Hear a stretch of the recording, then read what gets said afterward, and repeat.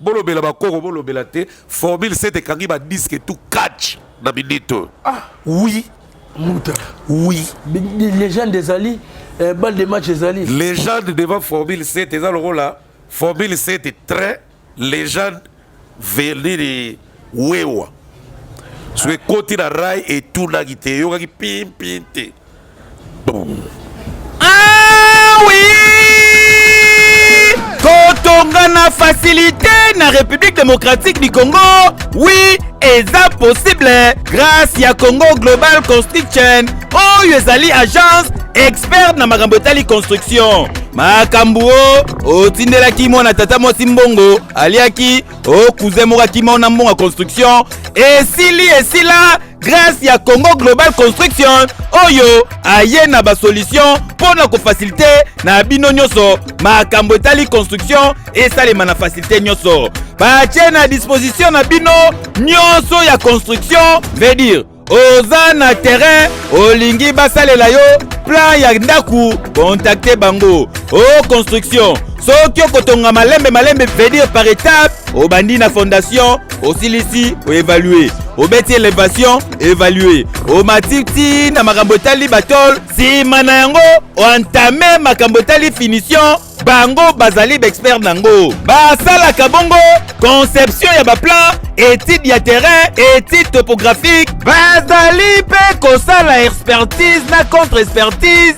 bazali kosala projet devis plan pe bazali pe kofinancer ozali na terrain na yo ozoluka bapartenaire pour bafinancer bazali na bapartenaire s'il vous plaît basalaka plomberie électricité topographie plan d'assainissement ya baville plan d'aménagement plan urbanistique ezali kobetama dada okoki kozala na Congo Brazzaville oza na mikili ya poto na Angola na Afrique nyonso contacter Congo Global Construction ezwami na Kinshasa na avenue de la Nation numéro 11 na Kinshasa Gombe na sima ya galerie présidentielle oza mobimba ekeyo. Oui, Vous n'allez pas dormir à partir du mois de mars parce que you are reine des oya. Bah oh tout va penser que ma date ya ko skiver. Vraie date si ko ezoya bna you are reine na o bna ke e betami. Kuluta bandi ba jeton. Do banda lelo wera son akomi numéro 1 ya ba vie tout. Tu la comprends? Oui, Numéro 1 de. mais confirme ta nommé.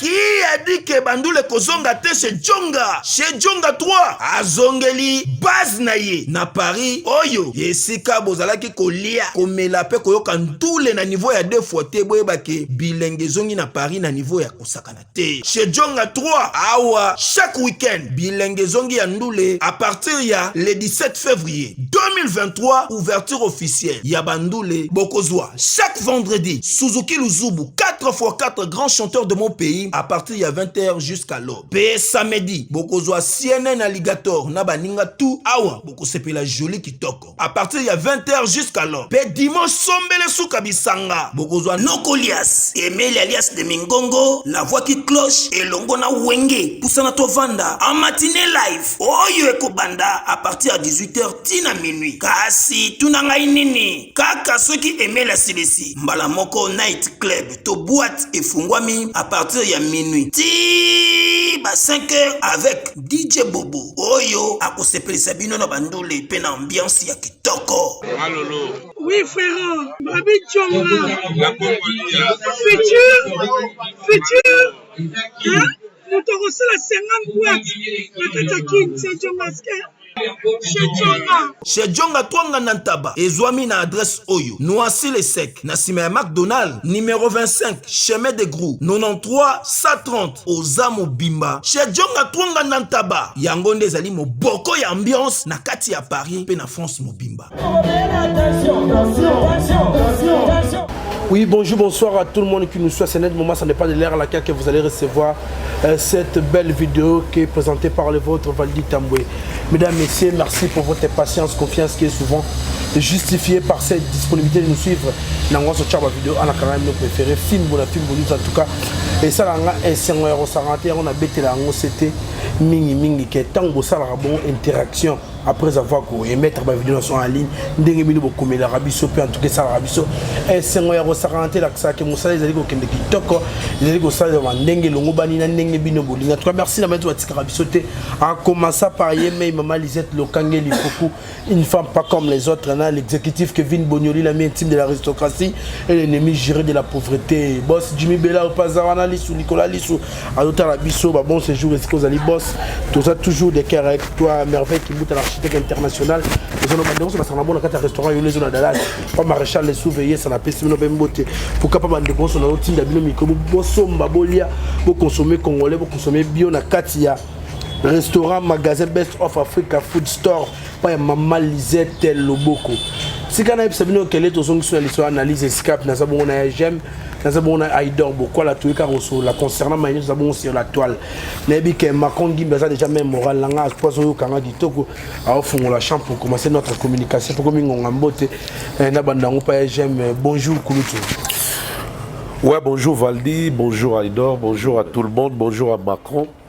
Ngimbi qui est notre caméraman, bonjour Nabatu tout, Bazo Landabiso Siko avec attention.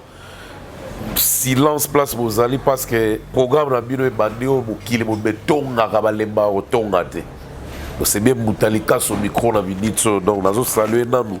Sponsor officiel Langai Oazabo Boss Tanguy Brice Lulendo. Boss Tanguy Brice Lulendo, le seul Congolais ami de Bill Gates. Motema ma fefe fanzo na mobali na mwasi mitema kitoko mopeto basokola ba peto la ngopena na mai peno Jésus mo kandi ataka na journée na groupe LTB na bango bimba tozomo na bango bâti service bâti fluide bâti rénove et puis bâti énergie et pourquoi pas ba location mituka ata la place bazo louer na ba Bugatti na ba Rolls boyoka raté donc sponsor na officiel yewana Nathalie les États-Unis Mamona Moni Gary Iwele GI depuis Washington DC na PC Mambota Tro. How are you my bro? How is going things? Hein? Are you okay? Voilà avec insistance quoi. La PCP Mote la conseil spécial ya Roro. Rodrigue Ngeso Mote Masuraya Pembe. O fali pour pas dédier Nzembo Kitoko na komba cœur amoureux. Nzembo ezaka TikTok.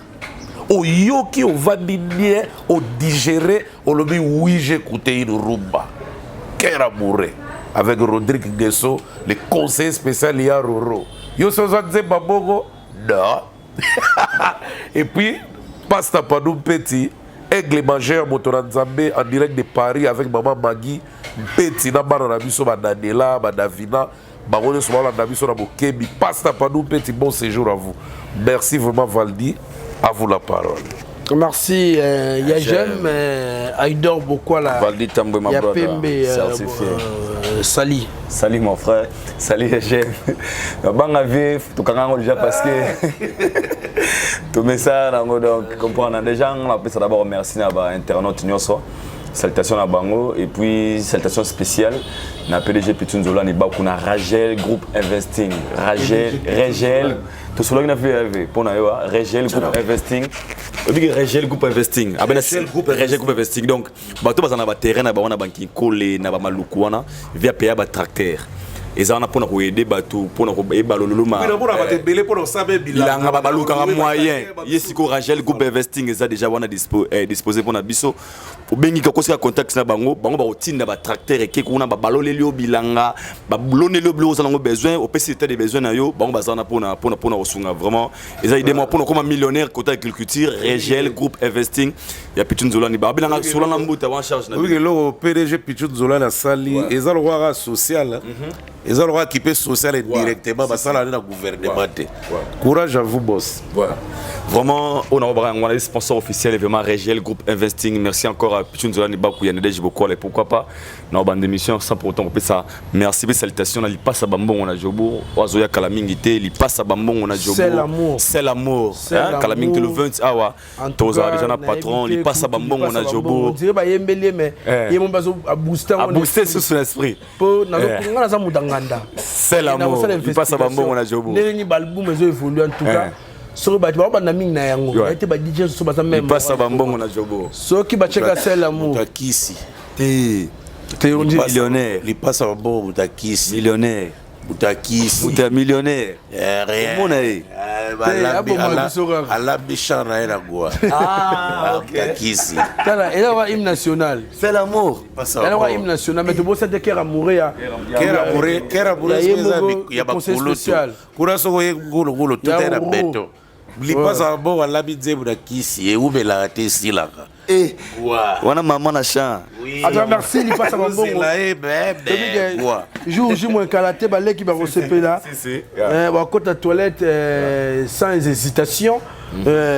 Donc, en banque, ça te met. Merci. Ken Penanta, la mission de Joël Salambi. D'abord, nous sommes dans un restaurant, nous sommes dans la maréchal, surveiller ça. Aïdo, pourquoi la tour de la maman a eu? Après avoir torpillé le marché des disques congolais, lui c'est l'artiste et musicien Fally Ipupa avec son album Formule 7, un album qui regorge en son sein plusieurs belles mélodies. En tout cas, il faut qu'on se le dise. Pour tous les consommations, l'artiste et musicien vient de remporter le prix des meilleurs artistes masculins de l'Afrique centrale aux Afrima Awards. Quant à ça, les félicitations. D'abord, félicitations par rapport à l'album. Oh, les Loza, Zobeta Danger. Et puis félicitations à l'artiste Tolobara. Avoir une très bonne vision, c'est aussi important dans la carrière de Sala. Fally Ipupa, c'est un artiste congolais qui a une vision tellement élargie. Parce qu'il a compris le système de jeu. Dans la vie, il mérite au pays et pour lobby, l'artiste ne meurt jamais car ses œuvres resteront immortelles. Mais aujourd'hui, demain, on sera aussi fiers de dire à ses enfants album nanga boye et ba trophée boye. Le to benga Messi meilleur dans le monde par rapport à la récompense au azui. Pour les autres joueurs musu ba dribbler ko le Messi mais bazan ba ballon d'or le Messi té ba coupe du monde le Messi té. Donc ba trophée à récompense ça montre aussi la force et la grandeur de l'artiste. Et il fallait pourquoi je pense que ce qu'il faut aujourd'hui, il mérite. Pour tout le monde tout le monde le logo ba pesi mutu maro boye azo mérité à côté. Mais lui aujourd'hui tant que congolais de voir un artiste musicien congolais aux meilleur artiste africain, je suis fier d'abord d'être congolais. Dans le pays, il Fally pour valoriser valablement. Nous avons cette félicitation, et puis nous avons cette félicitation dans l'entourage. Pour les locaux, on a un talent, mais si vous êtes très mal entouré, pardon, tout le monde a talent, il y a local, il y a bon chanteur, mais lui il est très bien entouré et puis il est très professionnel et c'est qu'il faut aujourd'hui, nous les Congolais, et au nom de la culture congolaise, moi je le félicite. C'est un honneur normal parce qu'aujourd'hui, il est l'artiste et musicien congolais le plus titré. Banda musique congolais banda. Donc depuis Wendo Tilelo, musicien on a les plus titrés. Messi. Bien sûr que oui, depuis les 50 trophées, puis les 50 mérites. La musique, Lelo, il peut mourir en paix. Opolo tobenga Messi de God, tobenga le meilleur pour les gars avec Cristiano pour année. Et car exactement moulay, le Cristiano a battu au débat Messi na Cristiano si là déjà parce que ba record au Messi a joué le Cristiano a joué en côté. Alors Fally Ipupa actuellement, il est l'artiste musicien congolais le plus titré de l'histoire. Avec écart. Il y a un trophée belé et surtout il y a une nomination son père, il y a meilleur artiste africain. Il y a un meilleur musicien congolais.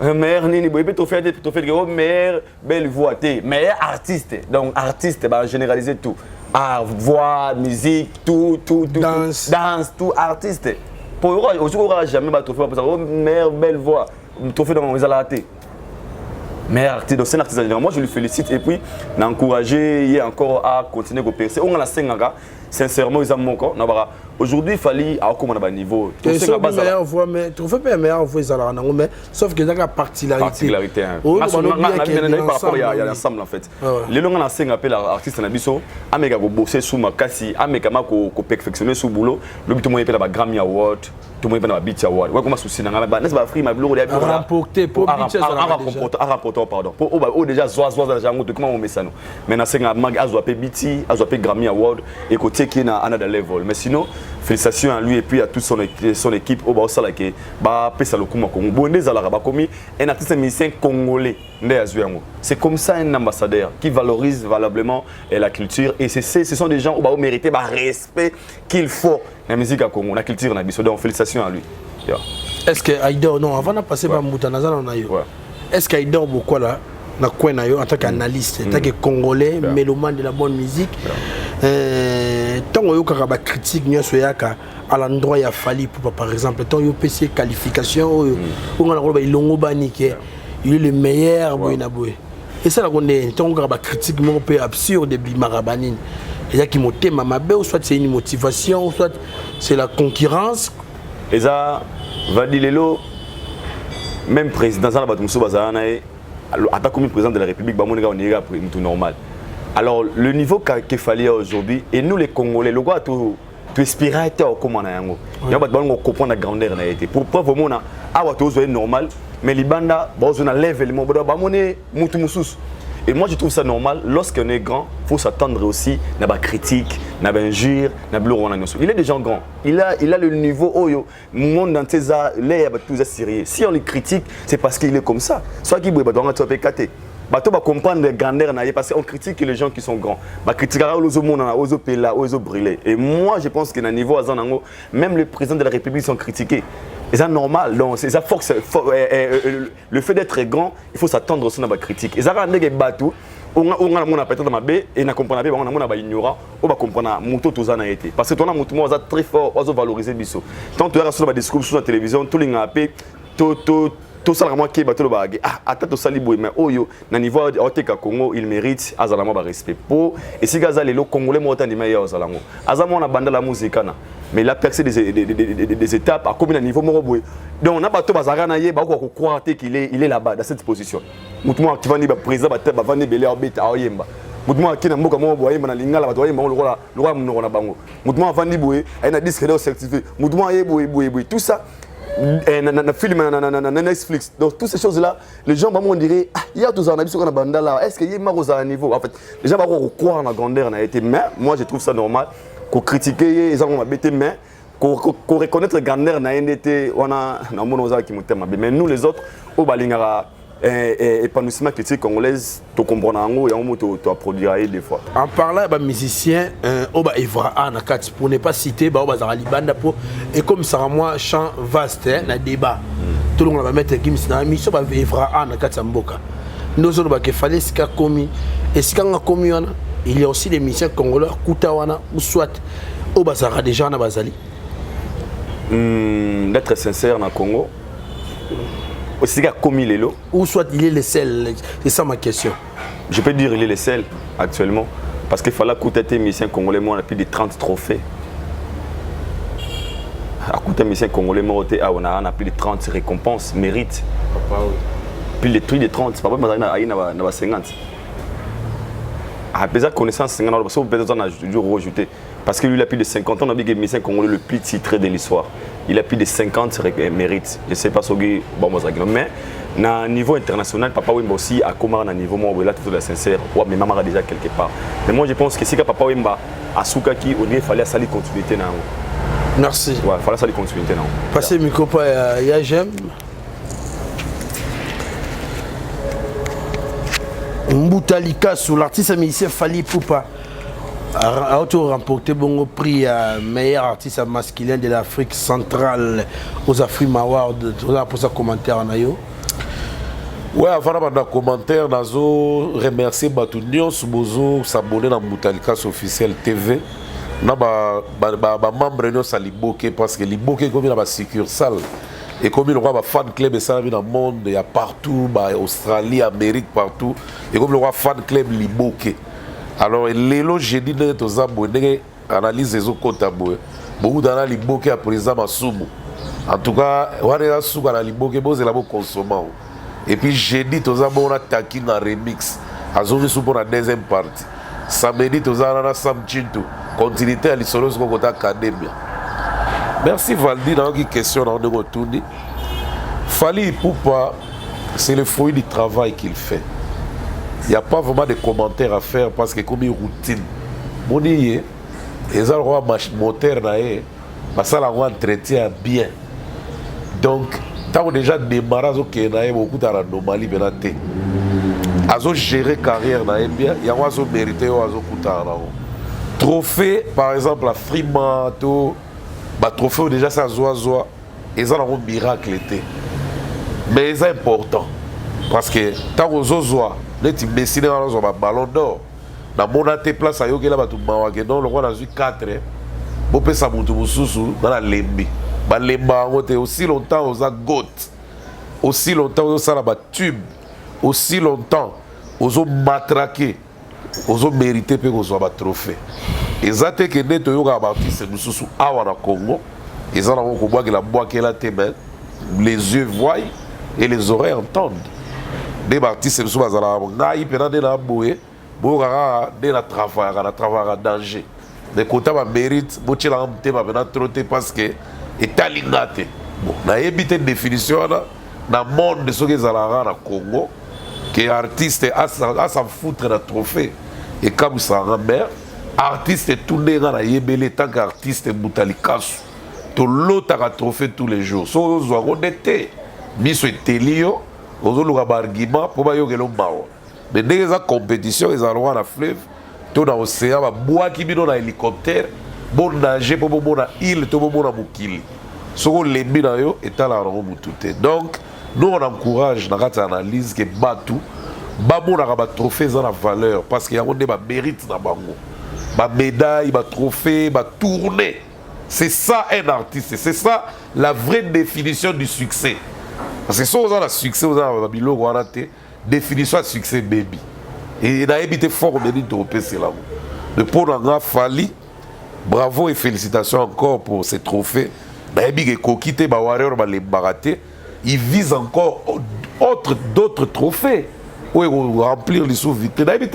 La vitrine, comme la combien de trophées. Bon, on aura un jour à citer tous les trophées où il y a eu, mais il les mérite parce que jusque-là, dans mon IPT, dans Gabon, dans le doublé, dans Cameroun, dans le doublé, dans Ébité, dans Centrafrique, parce que lui, il a reçu les trophées de Best Artist Mâle d'Afrique centrale, je crois. Oui. Donc, dans mon IPT, dans le doublé pour l'instant. Donc, pour Nanga, il les mérite. Donc, il est tranquille dans son coin, à méritant. Voilà. Merci Moutalika. C'est ton de l'histoire de Warrior. Les deux sur le nom de Warrior, il y a Côte d'Ivoire en particulier. Pour et là, on qui ont déjà bien. Mon colombo les Kanaki il y a 2 semaines passées. Fallait pour passer une scène. Il y a une prestation scénique dans Hôtel Ivoire. Et si puis Américain go flashé. Ba mélomane to ba fanatique ba qui na concert. Goût déjà il y a album na Formule 7. On est déjà na deuxième semaine kaka il y a après sorti nango. Moutalika su na moni logo mo le kaki na kati wana pour ma ramo e bima ki on ngebomba makambo so me photo so lango. L'interaction entre l'artiste et le public nae. Public yana o baza ba congolais te baza ba ivoirien il y a des chansons là-bas qui chantaient en lingala mais nze munyo so meke ko bimisa mo extrait nango o mona ninge full le banek ko zongisilaye maloba na moi imbi muke bango ba continuer tina suka na ebite force wana ba warrior wana c'est l'intégration ba ça la magie ni pour ba comme à niveau wana non mais là où tu le bango tout de suite que c'est normal oui bien que Aza aimé fallait Aza aimer. Et puis, tout masqué, c'est son époque. C'est son époque. Vous avez une époque, Mogwawa, Pépé Kalé, soit que tu as parlé de congrès, même parlé de congrès, voilà. Escroquerie, Moïbi, aussi laissé maman. Donc, tu vas y banayer. Vous avez une époque, Mogopé, Orlus Mabélé, à Ochabiko, Isabelle, yo, ya bolingo. Wele muzololo batwa bana na lari o ya yemba ba yemba on pas public ivoirien togolais ghanéen béninois nigérian tout ça et ça époque quand Orlis Mabélé na Pépé Kalé ben oui il y a aussi Kofi Olomide wazaike soit Cheboé batwa wazo accompagner il y avait des fois surprenant on a parlé des congrès à Hôtel Ivoire oui que parmi les rares meilleurs spectacles à parler de congrès, des fois il fait partie hein, parce que à bêta spectacle, la salle comble et puis à Bina plus il y a beaucoup de groupes. Et les lots ivoiriens il y avait un monstre de scène de forme à tout le monde. Donc on a le baquet, œuvre dans yo, ce qui c'est côté dans vous. Et côté gaka. Qu'on nous a calculé belé te batu bakoye bayango. Yo na ngai la l'accent to bona vidéo na ngai. Na showground na Zambie anglophone. Maintenant la zone ma position de tirer ba la zone na place nanga dans une micro na cheli bango ba yemba na bango. Yo mto kama ngelo bi ah beve yo pe bayeba ba mort no boye, c'est normal. Ouais, ça qui ba tube ba hit. C'est normal ba toi quand on dit awa. Ba nzembo mususu yemba ba anglais, ya ba américain, ya ba anglophone tout ça. To kanga yo kasi lingalo ba yeba na fali. L'interaction na yo zo zela wana. Ouais, c'est ça vrai lingala. Rien. Ba yeba wana ba faute. Mais tellement ba copier mélodie na ba cervelle na bango. Bazo accompagner artiste na oyo bango bazo yoka. Donc il recopie. Oui. Il récite. Il chante même les mabanga. Voilà. Donc il y a un moni nzembo so ekoti bakose la route. Et ça t'es artiste c'est on la télévision période ba internet dans to kangi ba to na bitambu te na analyse. OK bunso na télévision yoka. Ah l'album na réseau René Fort na Somalie. L'album na réseau René Fort na Djibouti. Baluara ba boga ba to bakenda rapena te pour ba kosa ba to ke bon réseau René bula. Non. Album ta René ki René. Ah oui, l'autant on a regardé la Carolina, même la Kinshasa, on a Carolina. Dans le stade de Martyrs, on a Carolina. Donc le vrai succès, c'est ça. Il faut chanter avec le public. Merci à Jeanne. Donc Fali, et ça étonnant, parce que dans le cas où on a débat, on a la Congo, Bibi Sara Ferré, meilleur chanteur, il y a un chanteur tout congolais. C'est déjà faux. Comment ça? Ferré est aimé par ses fans et les mélomanes de la musique congolaise. Il a une belle voix. Mais l'artiste est tala ou na basango mais il a une belle voix. Bandeko Babolingo, yokelanga eloko oyo. KLP Distribution, chez Luc Koulapa. Yeah! Société KLP Distribution, ezali spécialisée na distribution ya ba boisson alcoolique. Lokola, whisky, champagne, vin, PMI Susu, bazali koteka ba boisson non alcoolisée. Lokola, Coca, Fanta, Ozamo Bimba.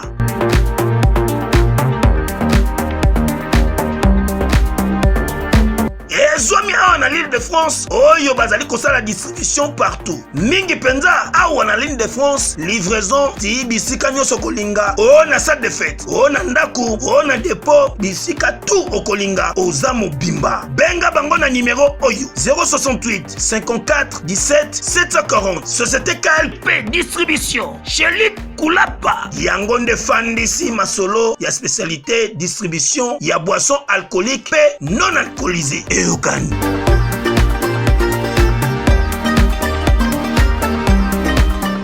Ngai muta ko convaincre de faire les modogo wa barabara oyemba. Na on dimete parce que quand la fanatique ba première fois. Je me gomme matami comme mon kete pour na moni. Na sa fanatique ba première fois te jamo web sanga ke Gibson Butu Kondolo alegi par exemple Serge Mabiala na oyemba on dimote. Il y a les goûts et les couleurs ne se discutent jamais. Très bien. Jésus de nuance y a ferré, et ça pas y a fanatique y a ferré. Au balinga ferré, ba pesa Jésus de nuance. Ba o ba rolo ba ferré les qui fallait na oyemba. Ba za ba fanatique y a ferré. Donc fanatique y a fallu. Fanatique y a fallu. A Robert a ferré Jésus de nuance te. Parce qu'il fallait un meilleur chanteur ou les va ferré. La preuve année ba au ministre ba vidéo à Cox Studio la Kenya. Les razoye manzembo ya qui chique Aïcha donc on dirait Angelou on dirait les gars Nzambe en personne on dirait Tata les gars Jésus donc on dirait les gars la Nzambe mdazo yemba donc voilà ce qu'on va warrior va définir yo belle voix à Fali bateau bazo ka formule 7 Bande Bibi, Tilelo. Soko bandi ko laksa bango ke héritier legi fali na koyemba. Ba bibislo tableau gaillard na ba créer minene logo la ba koko. Ba bandi ko démontrer schéma banda seul amour leki ba cœur amoureux, o leki ba nzemba beda jour, o leki boye. Ba laki so pena na cœur ouvert ke héritier de vaurien deva fali. Mais ba spiritas. So ba cheliope bi ange bi démon ba ignorer fali et lingolo ba boye œuvre tout ereniaka ba bon artiste basala yango ata yo mone néant mais Keba il a des performances yango sala Keba apprécier mutu ba linga mutu mais ta ba vie musu tonto ka vie moko ya kutu na biso dadi mo la ko émettre en tout cas na mona ngi pesa ki moi mon pépé internet yo ça quitter de sola na ba idor c'est quand on ngo en particulier mbuta après ça qui a fini lobi que héritier Aleki il fallait sur tous les plans la musique ouais Aleki yo li ga lobadi dadi ça la vérité faut ce qu'on lobadi yo li ko convaincre dadi que héritier ne vaut rien. Ah, on musala kana même la minute on a tango émission aussi là alonge musala mais dadi ayebi que héritier la fali ba yebi bon na mutu na ye qu'est-ce qui se passe entre héritier la fali bon dadi azayuma congolais atala kaza mon mélomane la musique ayebi qui est fali ayebi qui est héritier. Héritier n'est pas mauvais là je souligne héritier est bon mais il est bon dans son coin. Fali aussi est bon dans son coin. Bangoto bazo représenter musique à Congo, mais qui représente le plus musique à Congo.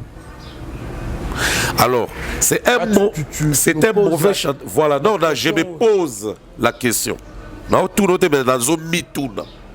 Ils ont mérité réponse. Oui, réponse c'est ça, c'est Fali qui représente plus. Et tout le monde le voit. Héritier aussi le voit. Héritier est bon. Mais il n'est pas meilleur. Tout le monde le voit. Voilà. Tout le monde le voit. Ah, voilà, c'est qui m'a rajouté pour mais on a tenu dans qui m'a pour aller à transporter. Vous comprenez? Oui.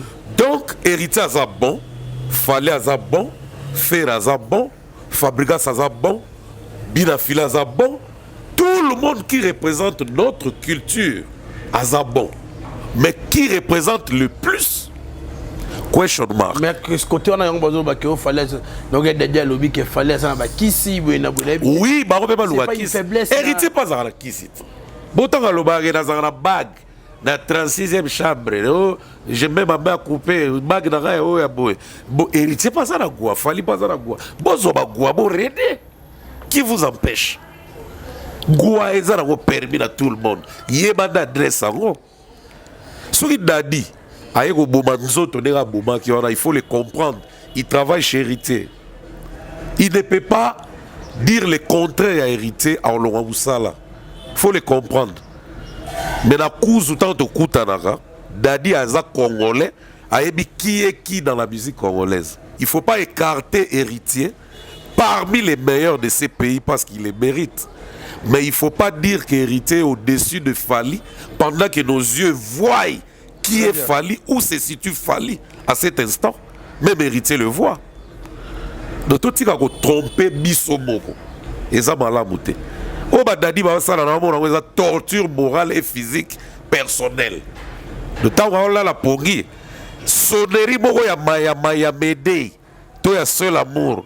Toi ya bloqué les la pembe na été. Que ceux qui meurent à Pala Salag erreur. Médé, oui. Dadi a gobe la c'est parce que niveau où la mouila na mettre, il peut connaître même l'armoire. Ah! Boum! À côté de l'hôpital la tongo. Parce que place toi Zali. Loba za banda o ba comme na 10 ans, 11 ans te na ndako. Ceux qui baza a kokuta fali na téléphone à bana et voilà, loba pibla ba au téléphone. Donc Dadi m'a condamné parce qu'il fait son travail. C'est mon frère, je l'aime bien. Dadi, je l'aime tellement beaucoup que Botika sala musala na sala ngo bien. Et ça le roi Francis Dibaya. Akola qui sont na schéma tout le roi Sozacom que héritier ça dessus même à grand calé. Ce que le roi Francis Dibaya, il fait bien son travail. Et qui te dit que héritier est mauvais? Sauf que discours na bango ils ont qu'il y a une contradiction, ils ça sans que baeba. C'est tant qu'ils ont cause ça. Moukilezo inayo inconsciemment. Ils mentent. Mais dadi a kosi. Bon, ma ça le bel vrai. A kosi abi kosi est bon bête. Donc clair et net, biso net biso une analyse. Heureusement tous ara batu ya mutute. Vérité na biso ndeko ba robimisa biso batu ya batu.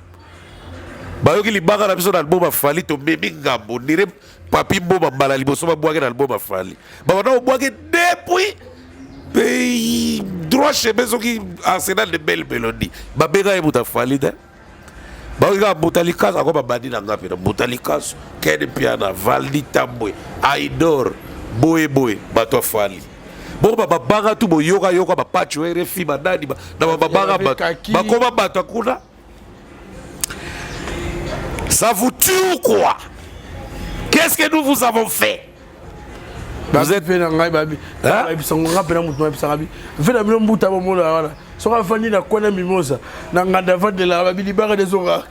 Malheureusement, si on a la vente à la vente, tu boutoir à tente. Ndeko ya Congo, yokelanga eloko oyo, société Basel, oyo elingi koloba, bacha, service de luxe, et yelibino spécial promo, nettoyage, na $75 ya pamba pe ya bourre na niveau ya 2 fois te. Yo mutozali na appartement, bureau, salle de fête, salle de sport, restaurant, église, école, supermarché, boutique, magasin, hôtel, ezalanda kuna yo. Société Basel Service. Bakosai la oba service nettoyage, désinfection, désinsectisation. Ongai awa bangungeleki to bampese babota mingulu yeba ke ba produit bakosala awa eko boma yango nyonso. Désinfection pour la COVID-19, dératisation. C'est-à-dire que awa bampuku babota maneti bazana kati ya zamba bazali na kisi o bakotiela bango bapuku bakokufa bango mongo désodorisation. O koto solo eleki ata balobeke bimpuka moko ezali koto yo yeba ke solo ya parfum bakotia awa eko boma ba solo wana nyonso ata muta kufa oyo wakutu te. Adresse ezaka kase moko ezwami awa na ville province ya Kinshasa na quartier Kwenge 1 numéro 11 bar B na commune na Matete. Topoko ko benga bango na ba numéro ya téléphone o bozali komona awa na société Basel chez Papi Bacha l'homme de luxe bango likambo ya bopeto ezalinde spécialité na bango. Non, c'est trop fort. Ba supporter bagangi. Non, on a conclu par féliciter bateau tout bagui présent la soirée oyo. Fallait à ça la présentation à Formule 7. J'ai vu beaucoup des hommes importants et puis des VIP. Il y a à Paris et puis particulièrement Lilian Thuram au Bayebi qui est ancien international français. On a remetté symboliquement disque d'or aussi dans Fali.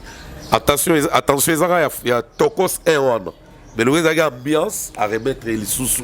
Et puis là, il y a félicitations à Pesaki. Il y avait beaucoup d'invités au Bazar. Il y en a que tellement VIP que soirée, on est au 4.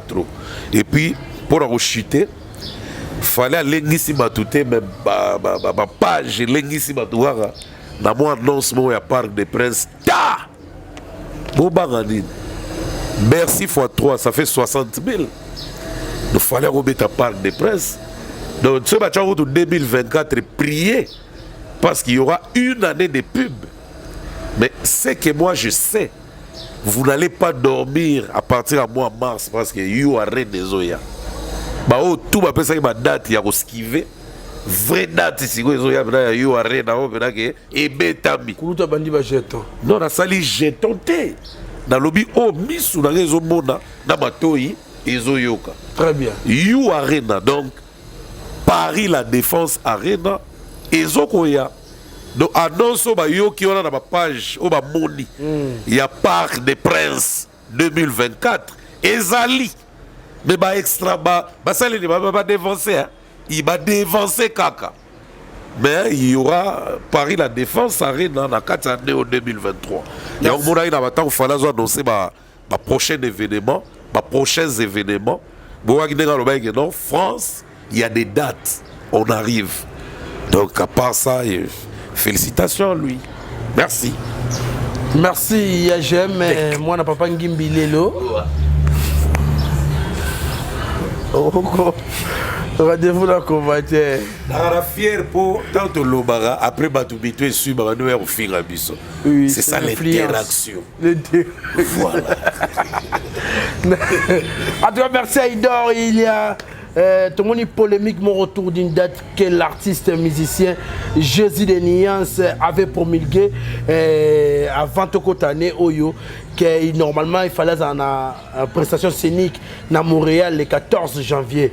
Certes, ses fans réclament et se posent des questions en disant que pourquoi un silence radio dans le staff, il y a un artiste. Pour les 14, c'est l'équipe. So Tolobi, peut-être au Tolobaga. Moi, je pense qu'il y a un moment de la vie, il faut être très professionnel. Tout ce qui a talent en beauté. Le lot, on a sali constat. L'artiste a fait rigoler, la commune a un problème dans la production. Je ne sais pas pourquoi. Il ne se produit pas vraiment. On a évité la raison.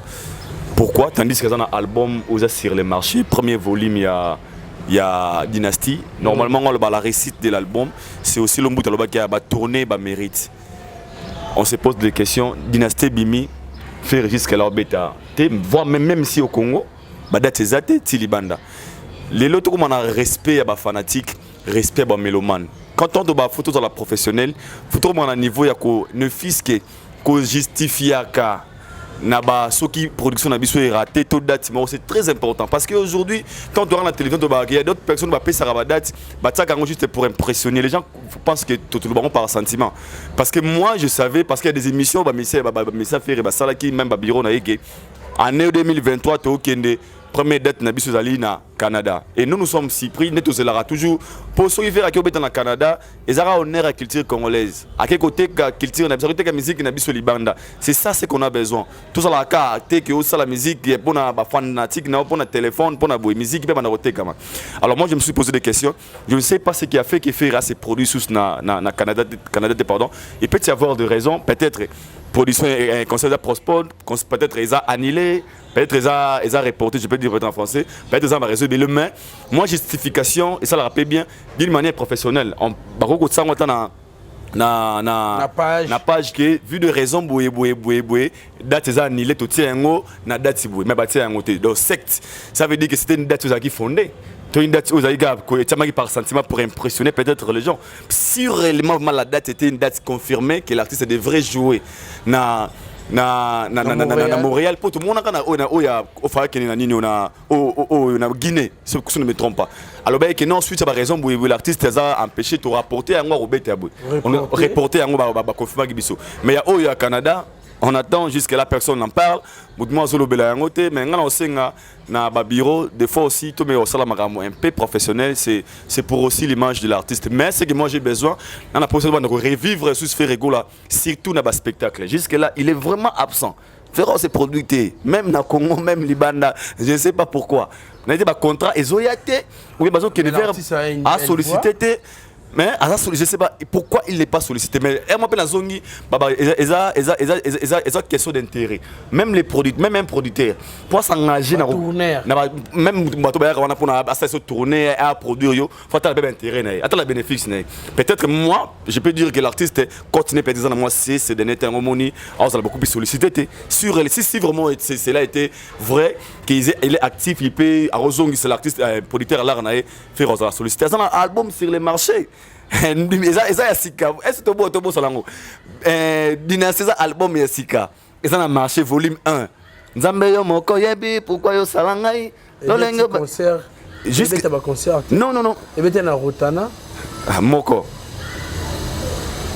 eh bien et moi ça me dérange sincèrement ça me dérange et ça n'a pas non toute la question pourquoi qu'est-ce qui ne passe ne va pas directeur marketing va négocier contrat que marché ou bien comment est-ce que je pose des questions moi ça me dérange personnellement mais pour la date de Canada moi tout le monde date sincèrement le baki na bi concert au ezalate ngana baki na santa ki ezalate na mona ki déjà na moi qui artiste ça na moi micro c'est possible pour nos Uberbi moi comme moi mais dans moment parce que date c'est difficile faire qui se produit na Canada je me suis dit dans le bain sincèrement mais tout le monde peut résultat mais on ne sait pas pourquoi la raison mais nous souhaiterons que l'artiste a son marché Dynasty volume 1 et MMAP na ba salamine Dynasty volume 1 ils a la peine nominé pour na comment déranger des fois na mon nomination ba Afrique maya boy au moni fait arrêter ni no boy boy ba ni moi me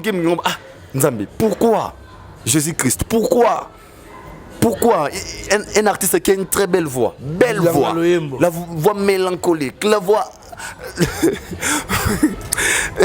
douceur, voix, je ne sais pas, pourquoi tout le monde artiste n'a pas sauté. Ma contrat tout a tourné parce que le tout ça le bilan 2022. Tu vois que Virgo là un record il y a un caisse avec les productions et qui fait trop mal. Un grand artiste comme lui, un orchestre avec des artistes au baye, un orchestre, au baye un succès, Balikinga, Banani. Pourquoi parce que ces produits 2022 l'équipe m'a bien été 2023 et commencement il fallait en fait quand il y a directeur marketing booster sur des contrats là je le dis pas pour que c'est manqué mais je parle de vérité parce que des fois d'autres vérités ça motive ou ça encourage aussi je ne sais pas et là on est ça la ministère de contrat marché ou bien marché à faire déranger parce que JB avait été sans album sur le marché mais il s'est produisait quand même à la ville à Kinshasa tout le monde va conserver à $50 $100 alors pourquoi pas dans un artiste fait rigoler mais sinon nabi que concert les équipes annulé je ne sais pas mais un jour tu auras vraie raison il y a annulation un concert à Canada sinon bonne chance nabi que Yaneza Moulaï Bercy Zali Zenith Zali Olympe Zali Martyr bien on a batu Valdi Tambo na baki botaka mutu na bino na martyr te. Parce que stade de martyr, ce n'est pas ça seulement. Il y a un build de carrière. Il y a des femmes, mais ce n'est pas seulement. Il y a un stade de martyr, tu vas dire. Parce que les autres ont sur le stade de martyr, il y a un stade de martyr sur le jour. Congo, Matete, Lemba, mais est-ce que Libanda, il y a un concert à Montréal, niveau que même Congo, on a vu sur Libanda. Un accès musicien congolais s'est produit là-bas. Mais est-ce qu'il dort? On va d'abord il martyr, mais c'est la monnaie. Il y a un focus. Paris, on a à Montréal, on a na Louvière, on a na Auvergne, on a na Oslo. Mais faut autant la paix. Est-ce que ba concert on soit de en na banganda. Lelo on entend à comboter un boutana que moutana sur le plateau. Il y a beaucoup de personnes qui commissaires sont artistes et musiciens que Azo se produit trop. Ma bête à Wapi. Il y a un concert, on se met à chaque week-end na babar. Wapi écoute à 300 personnes. Qu'est-ce que bien? Bien. Pour le rapport, le bien, on est tout le liban. Tant qu'on minimise vraiment un stade de martyrs. Les enfants, ça va cérémonie. Peut-être tu comprends. Je n'ai pas minimisé les stades de martyrs. Je me suis dit, il y a beaucoup plus mieux à faire dans la carrière qui est ciblé qu'un stade de martyrs. Ce sont nos artistes. Moi, je pense que ce sont nos artistes. Si le bango faut comme il faut pas commencer à fort. Parce qu'aujourd'hui, pour un producteur, il y a Kobeti Sayo, na Bercy, ton Olympia, a senti continuer à l'icolo. Il faut d'abord travailler mieux, comme à un niveau que les producteurs à Kanisana, ils se tournent en Afrique, qui ont boulé qu'à Stade des Martyrs. Moi, je suis là en fait. Pour le coup, le roi Missem, sur moi, à ça, à Stade des Martyrs, tandis qu'il y a des Zénith, il y a des Olympias, il y a des Bercy. Il y a mieux à faire pour te penser qu'à Stade des Martyrs. On va tout à l'heure, on dort beaucoup là. Pardon, tant on a ça qui énumération pour nous avoir cop en pas on a vu ça il y a ni tourneur il y a fallu il y a tournée canado-américaine. Tant na sala na notanga fallait aux à Montréal na Palladium Times Square fallait aux à na Lincoln Theatre surtout dans le monde ngaga artiste musicien va obeta na Montréal obeta wapi comment bilo on se koya on appelle tout le monde a regardé sur la télévision il faut rappeler la vérité toi la vérité la précision pour déjà que l'artiste musicien manda chaque fois ses produits à Montréal. Déjà dans le journalisme, c'est une information incomplète. Il faut appeler ça soit un lieu et un endroit. Oh, papa. Oh, man. La date. Incomplète. Oh, papa. Donc, moi je disais, Valisson a bien. Normalement, le journalisme, c'est information, c'est la communication. L'information, c'est ça. Nous avons minimisé dans le stade des martyrs. Nos artistes doivent passer à la fort, il y a qu'à travailler, dire. Martyr, c'est pas aussi mauvais. Mais l'Ibanda pesa très important. Merci Aïda. Tout ce qui est Martyr, c'est Bercy, c'est peu important. Mitolité Misunga, Oyo ya Grace Mandela, la pétrolière, Boyebake, et y a une idéologie à Sikadok.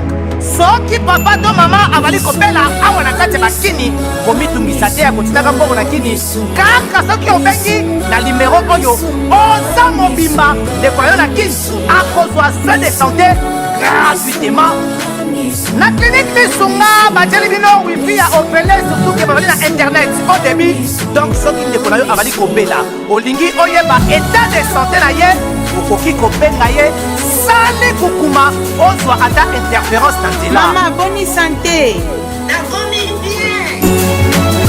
soki ndeko na yo azwi occasion ya kozwa baswin na mitolité Misunga yebake kuna na ntongo oza mobimba na petit déjeuner mpe na pokwa yebake badive ezali mpe na point po okolia okondima teke ozali na hôpital bazali na basali ya opération sans oublier test oculaire donc oza mobimba ke na mitole misunga ekosalaki misu na yo ezonga lokola na commencement na clinique misunga bazali mpe na dentiste minu ekozonga tumu pia misunga batretaka mpe cataracte yebake okomona pepele ya mbetolo lokola kaka éclairage public ya New York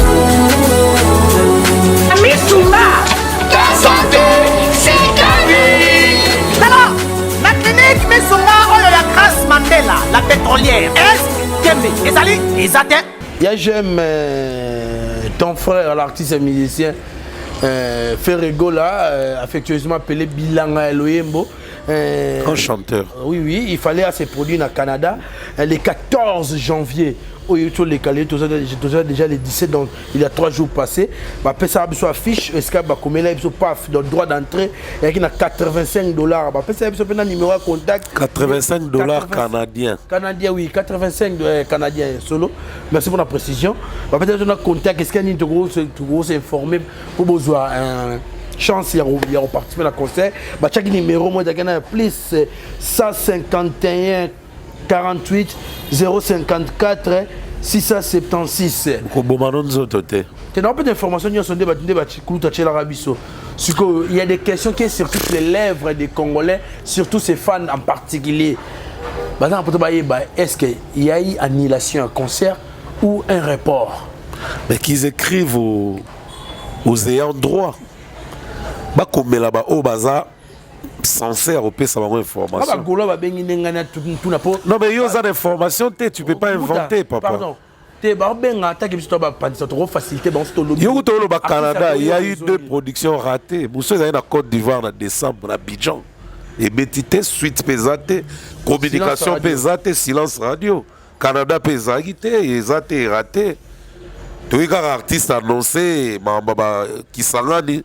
Na impression qu'ils ont publicité à plage moro on te ka bisi kuna na ebité mais na mona annonce ka wana bon alobi be concert te annonce ani on dira zo annoncer que place mo ifongwa bi ba te ka bisi na plage na Gisanga di oh ya sali annonce mais normalement il fallait banana on annonce par qu'on s'excuser par ma fan na ya Côte d'Ivoire ndenge décembre leki ba moni était na date ba prévoir qui babeta na Abidjan de 2 fala senga pe excuse na ba fan o bazela ki na Canada pour que de obeta mais dans la timbela ki ke kozala te parce que batura ba rota ba le kala media jamais batika la obeta c'était na likambo Abidjan na likambo Canada c'était 2 mois où au bodi tango ayaki tango utara poto ayaka oui oui ne na mona tango abeta na Abidjan na tango aya sali carnaval ne na mona ka batu na ye o baloba na ba média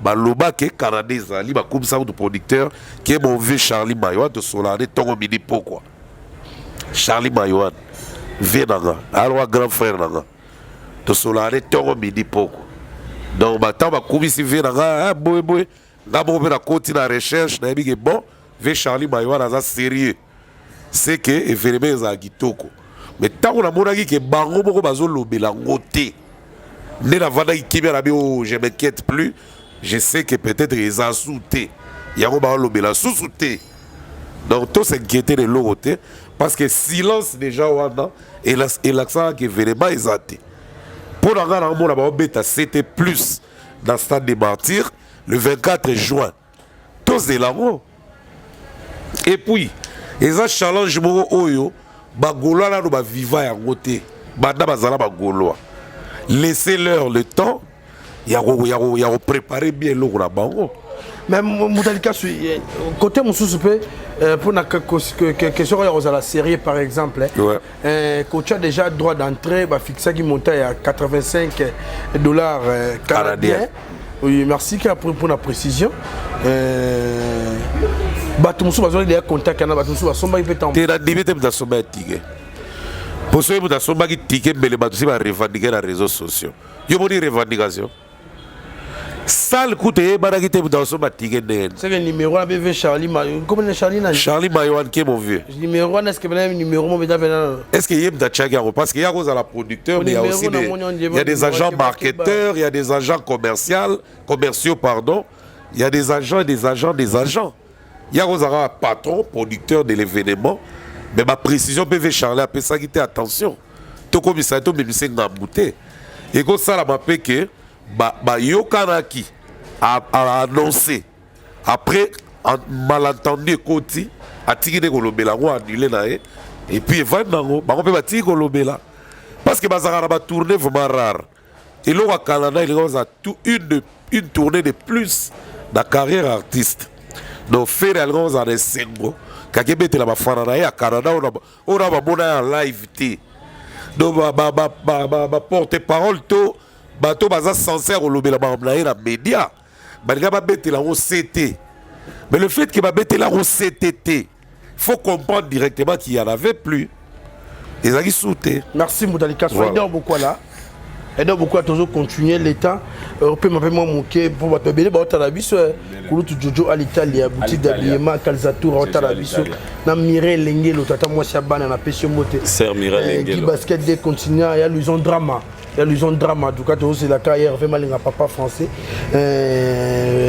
boss nangai boss Placide et bien na Pesio pe Moté papa firme ma toute maman Igete Mulunga na Kulutu Ali no moke mo London Pablo Kitambala to continue il dort beaucoup là Aïdor beaucoup là. Tout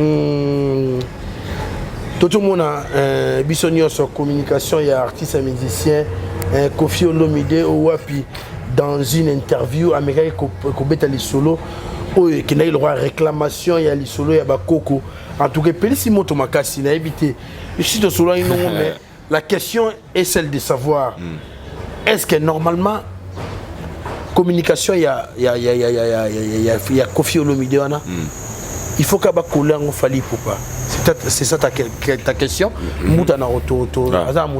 Déjà merci Valdi. Je pense que le rappel d'intervention qui aura moins rapide.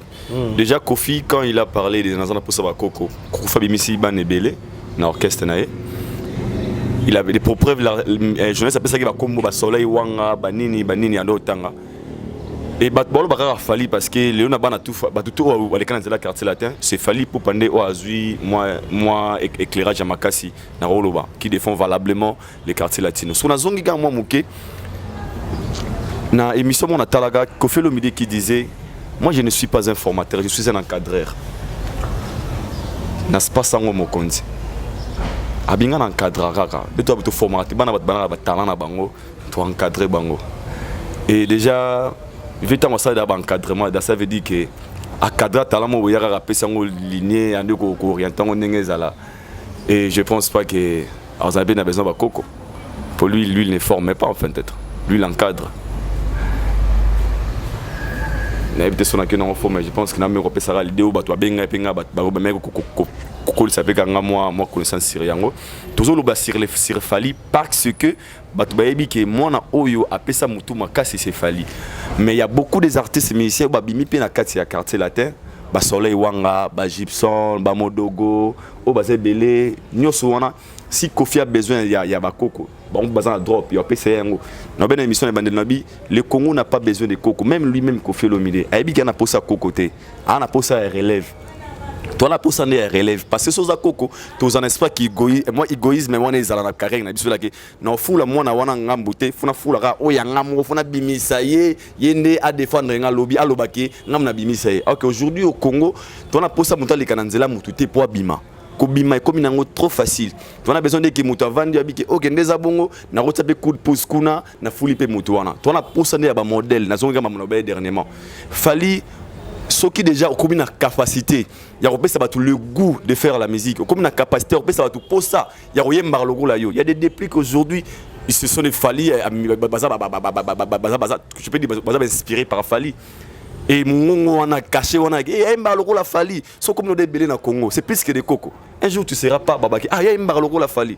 Atabima n'a pas na hauteur. Mais au PC moi pour ça, il y a encore malheureux là yo. Je pense que le Congo a besoin de ça. Le Congo a besoin de gens qui vont inspirer les gens ba comme ba travailler dire. Le Congo a besoin de ba modèle. Le Congo a pour ça mutavandi bo abiki ah ne na zabo ima angali ngasa lokolo la Fali. Ah ne na zabo funa bosser dire na comme ça ba featuring. Ne na zabo ah na comme yemba lokolo la moto. Ne na bo na comme ça la banzembo lokolo yo. Na ça la boye c'est que le Congo a besoin. Tout même ko inspirer jeunesse. Sauf vaniga qui ne ba koko, to rozonga na yoka kolela mwana. Pour le lomo na pour ça yoka kolela mwana ezate. Pondemo kile kende type orchestre kokufa surtout c'est la bakoko c'est que to comme on l'appelle Inos bien botamana Gali Gavaya botamana tout ça donc moi je pense qu'il y a des discours via le bagi nega yango on a comprendre qui une façon ya repé ça elengi peut-être na réseaux sociaux mais en vrai sens du mot via yebi qui actuellement les Congo n'a pas besoin de ça les Congo ont besoin des gens au repé ça ba tout chance pour l'auto dans affaire qui to biki na label moro boye na bimisa mona boye neza bo na label moro boye na bimisa mutu boye te na vanda boye mutu mo vanda bi te na yemba le rôle là ah mutu mo vanda pour une personne qui inspire toute une génération c'est plus que donner des coco donc c'est qu'il a il a créé une génération en lui parce que le c'est qu'il lui fallait là au sein de la musique à Congo après ça va tout goût au sein de la musique le rôle à bango ils ont créé une génération est-ce que tu osé la il y a abimsa coco pas netol ba non ambassi il va coller la mona non il peut se donner son coup de pouce peut-être dans gaz ma ouais on ressemble pas jeune moi il va netter lelo on ressemble peut-être pas motuma outil dans l'inconnu donc par là non que non tout est pour dans le bagi dernièrement donc pour moi Koffi Olomide s'il a besoin de coco actuellement je pense qu'il faut à ça peut-être très fort dans l'orchestre parce qu'on former bon bah sika pour ta barobima bah former bah monsieur bah coco comme lui c'est un cadre il est pas un formateur je pense que Aneman a besoin de coco pour presque bah bien à coco profiter tout dans la nuance voilà presque bah bien ça moi na ya bah bien ndonga coco zali moto a folie moto l'orchestre na ye moto na bimi pour le maître Gims à femme biologique il y a papa joue na maza moi na joue dans artistique maté la logique des choses donc presque bien moi coco profiter parce que m'ta folie presque bien c'est pas bien ndonga mais parlons des générations voilà ne ko pesa ma qualification ba coco wana par exemple wana sko bongo et so Koffi Olomide moi sur la relève génération peut comprendre mais so ka na posa ya coco devant Koffi Olomide za coco wana na ndenge ya bongo na ndenge génération na posa coco na ndenge ya bongo mais na ndenge te moi na folie il pas fou la moto OK va ko connaître les gars sont milade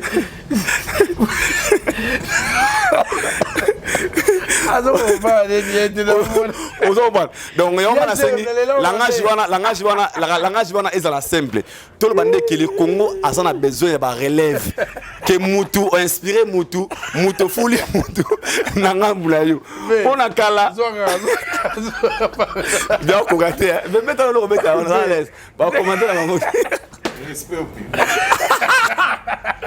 Badi non pas boy sincèrement c'est merci bien son malo bana na close clore nanga Vadi na songi solo no dernièrement Vadi na kala pona kofula mutu ezaka yoka kolela ya mwana omoni bana nde bakoli papa nani otala bana aujourd'hui on n'a pas besoin de ça au 21e siècle Vadi Tambwe on a besoin d'un côté yango monde mukile kende au monde ezala trop difficile de voir na orchestre mutu s'aligner pendant 10 ou 15 ans pour na vocal moko ezala souté alors c'est que les vieux alors bana tona pour ça relève tona pour ça ba inspirer ba booster ba carrière ba foule ba ça la boy pardon pour quand on a zo kongo zo bango to c'est yo pena idon do vani do ba musicien na so ya mboka mutu ba rova na kwa mwa bebe ngaya na pour ça relève yango sko na lo yo quand to bugla tsango bango tenabi faut pas comme na souci nde yango soit ba foule il faut ouais il faut comme na ngoko bon ba don Jésus ba foule ba rima boy lo ba pesa makero lebelo ba ne tema kongola motema don mais eza mabe yango moni Congo to ndima pe to ya rozana batu mukio ba foule biso libanda to accepter yango toi c'était yango ouais toi mabe bongo parce que ça la label pour apé Koffi à la Koffi central faire ça en affaire go la TV fallait na F victime label comme on dit faire go la ouais ouais c'est des chaînes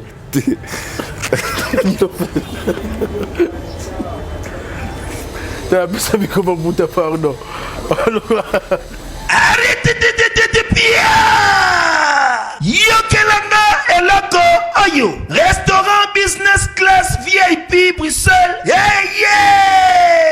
restaurant business class VIP ouais zali na ba cuisine spécialisée na ndenge ya mukiete lokola cuisine spécialisée congolaise pe africaine awa soki okoti biloko tu ya mboka okoliango joli kitoko o makayabu kwanga mbinzo ndakala okoliango joli kitoko awa bilubutu elamba maka awa bongo biloko ya kotumba lokola soso ntaba mbisi awe tumba maka joli kitoko na niveau ya kosakana te olie oza mobimba na restaurant business class VIP na Bruxelles bazali pe na mobange na salle oyo ba organizaka activité ya ndenge na ndenge lokola ba soirée, ba anniversaire, mariage, conférence, pe ba activité mosusu ekoki kosalema awa. Ozotu na ngai soki ezali wapi? Restaurant business class VIP na Bruxelles ezwami na adresse oyo 39 boulevard Jubilé Bruxelles 1080 métro Riboucourt l'une 2 P6 30 51 arrêt Jubilé. Awa na restaurant business class VIP na Bruxelles yango nde nzambe ya babilubu o etali ba congolais pe ba africain. C'est naturel. Gardez bandi na yo toujours. Placide et Bio, le patron de business class. Ah. Le champion Badon ya beaucoup pendant ça succès.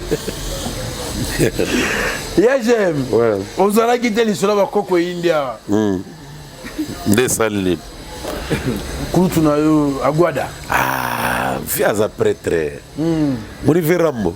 Muto aleke na création à buzz azate na mboko.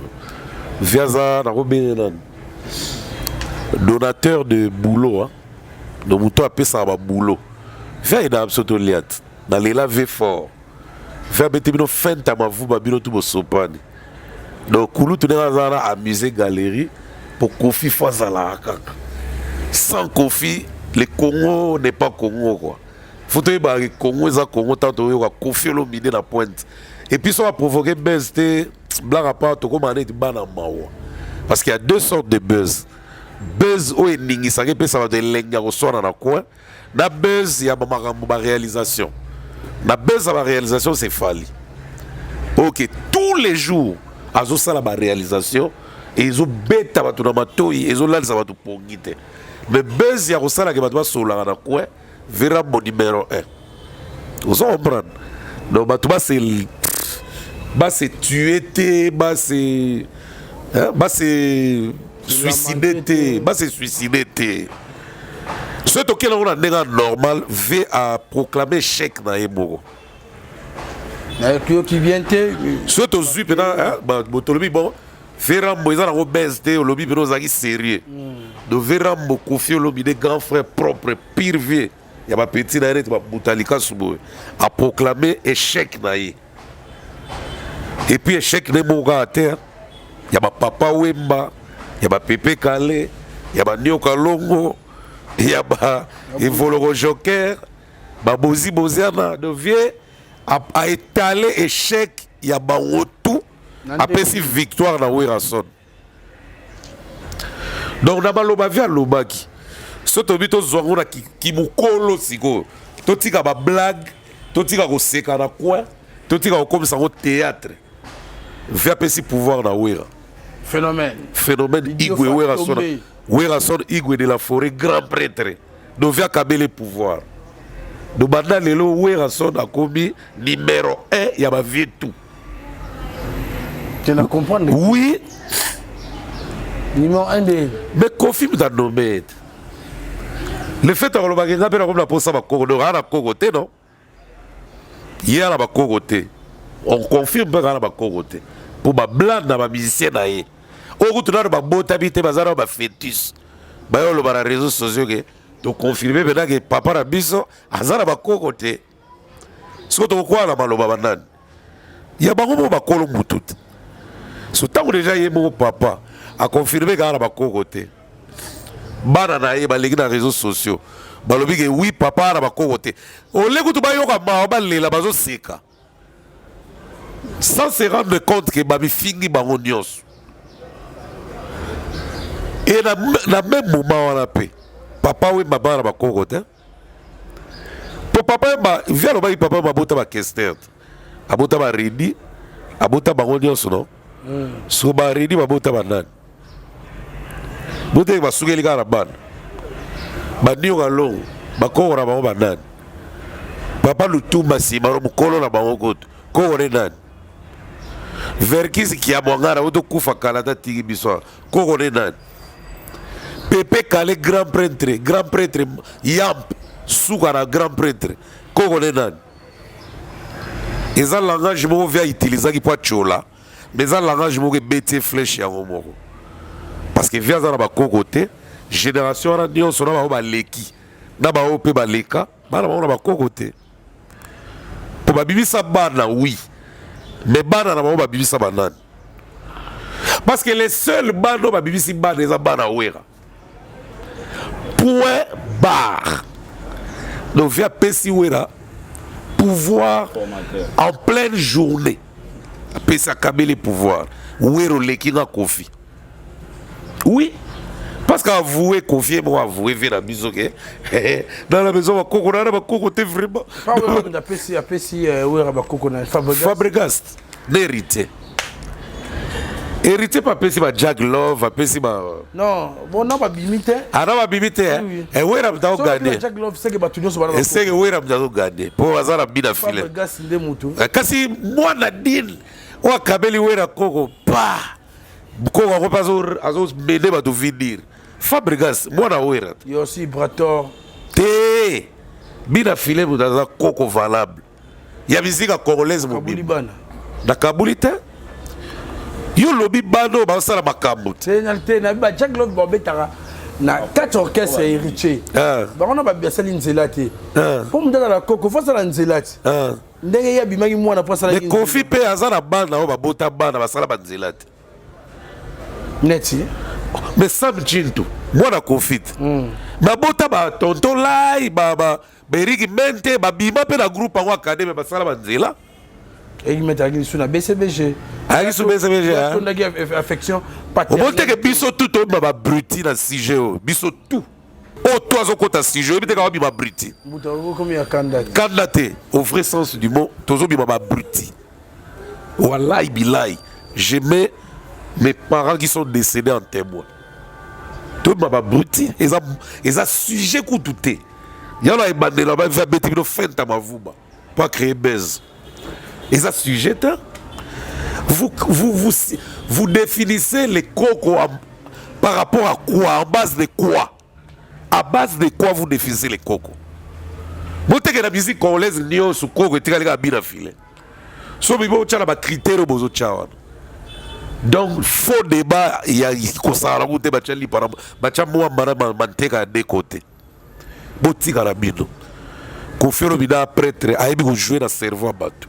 Mais pourquoi na marketing atangela on chic na otala ni ma montant a métal communication ne ba kolongo presque ka fali mais parce que bazana aide a fali tout court et clair et net boye bien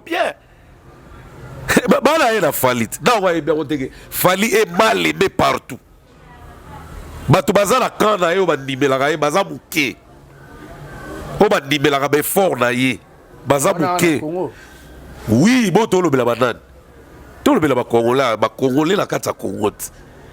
Ba musicien ba ndima ba exploit fali baza moké. Ba musicien bazo fali zo la lisa pongite baza belé. Ba konde bazo coller ba ba ko na do fali. Il n'a rien à foutre na ba bona parce que bolo bela ba koko bolo bela te formule 7 kangi ba disque tout catch na minute. Ah oui. Mouta.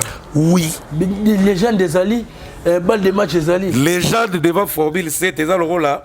Formule 7 est très légende venir de Wewa. Sur le côté de la rail et tout na gite. Yo ki pim. Pesa sur disque bousos. Balle de match. Et alors 207 et côté rail. Très silly frais. Formule 7. Ah. Pesa sur bousos. Dynastie. Dynastie, ça la vélo à 3 pneus qui est dans des bonhommes, qui est dans ma crevette, des bonhommes ma crevette, et côté la rail. Bah, c'est là qui pipite. Qu'est-ce que c'est que ça? Tomina Souka. Allez, gars. C'est bien.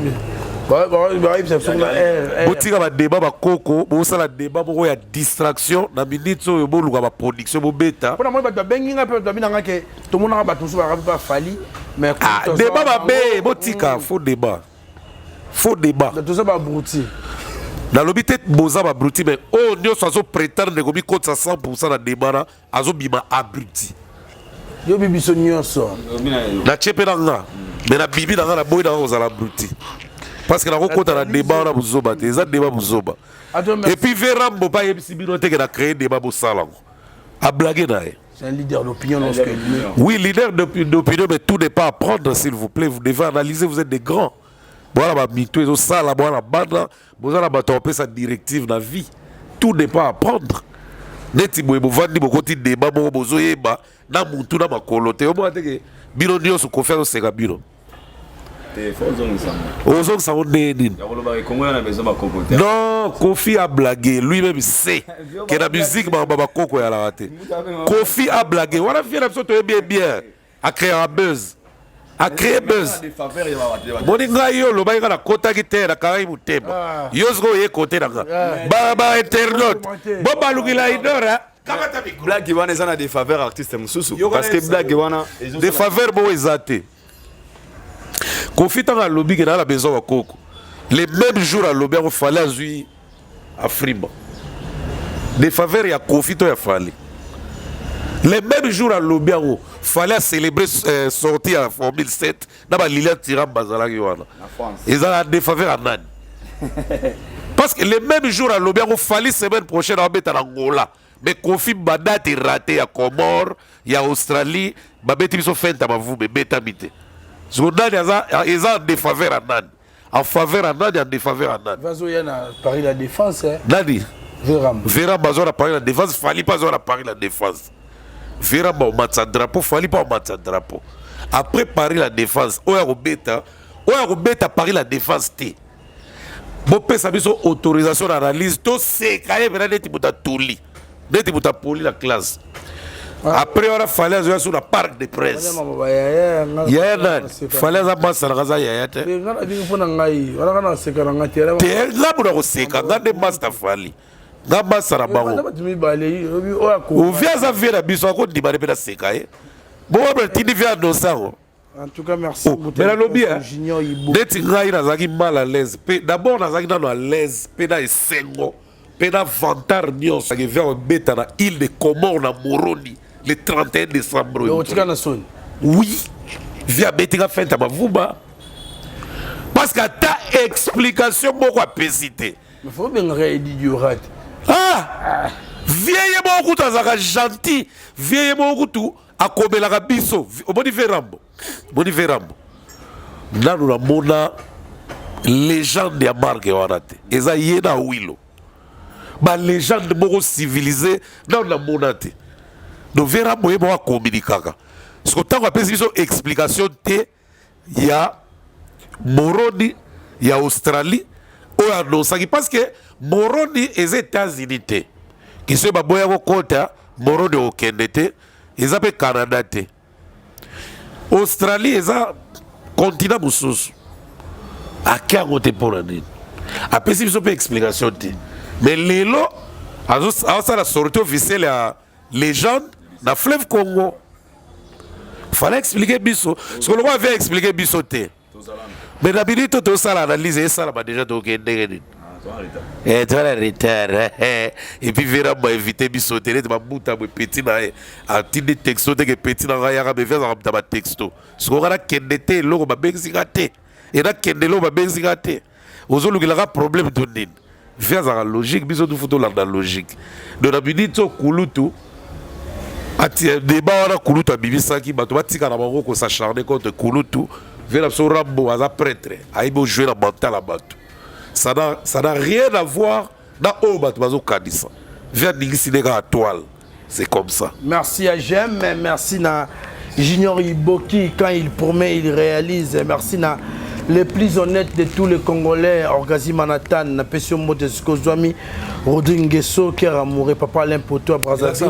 Va ça à liste à combien de bateaux d'émission pour que yo et commander album hein dans la 23 moi nga su bateau ba te mais commentaire ma bangele qui eza moto aibi sentiment libangate et tika répondre pour moi comment moi komagana trop so pena yo pena go sala ke ba bonne so ba kende ah mais quand on ça machin pourquoi pour on les là ya on pas ils sont c'est foot na bois ko foot te ya bois ko tika na combien ko te basi déjà Juliana Samata poto na fille à papa na Paris na Pession Mbote il dort aussi ici à Moutalika aussi ici merci Valdi en tout cas merci na Macon qui était derrière la caméra merci na Whisky Wishi à la régie finale tout le monde en lobby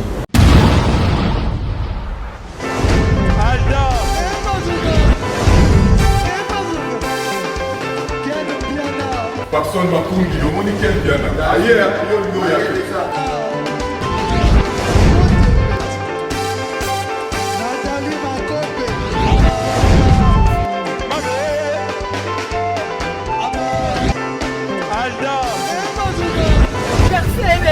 Fali bato oyelaki yango donc makambo ekende bien.